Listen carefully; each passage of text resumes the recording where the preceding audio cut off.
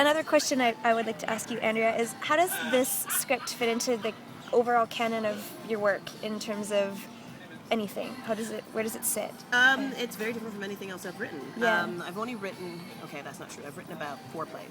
So the first play was called Damaged, and it was a one-person show about being transgendered, which was based on a friend.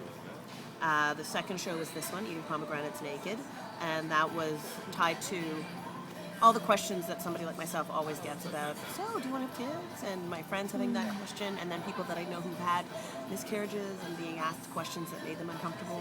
The next play that I wrote was called Swings and Roundabouts. It's a TYA show about a girl from Afghanistan who moves here and continues to dress like a boy. She used to dress like a boy when she was in Afghanistan because she was afraid that she would be targeted by the Taliban. So that's another show that I'm working on. And then the fourth show that I've written, it's called Frenemies. And it's for also TYA and for kids between the ages of 9 and 12. And it's about basically the bullying that happens between girls as opposed to like the bullying that we always hear about. Yeah. And I have also written another one called Better Angels, which is about day slavery.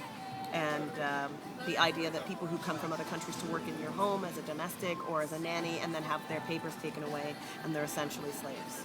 So I do like to have somewhat political themes, but not too political that it forces the humanity off of the page. And what's the, so we see the show the way that we're seeing it now at Summerworks.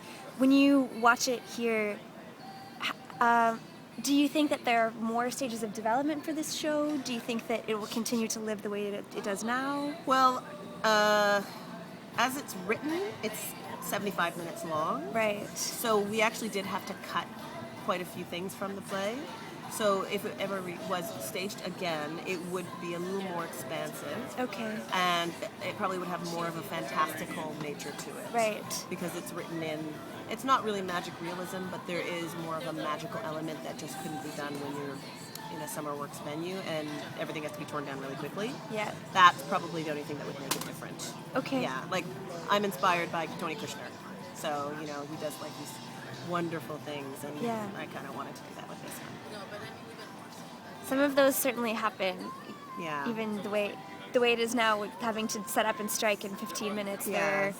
There are some magic sound and image things happening already. Well, so. one of the things that I'm going to point out is the dream speech that Anar has, where she sits up in bed. Yeah. After she finishes that monologue and she says, "Please don't leave me," she's supposed to be showered with tulip petals. Oh. We couldn't do that. That would be hard. But now people can imagine it when they Yes. see it. Okay, thank you. You're welcome. I'm gonna